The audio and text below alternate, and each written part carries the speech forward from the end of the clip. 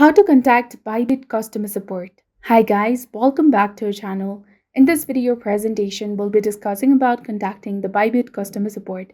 So let's get started. First of all, in order to begin, you have to launch your Bybit mobile application on your device and make sure that you're logged into your specific account. Once logged in, tap on your profile icon at the top left corner of the screen and you will find the customer help support option over there. Tap on Help Center and choose Contact Support.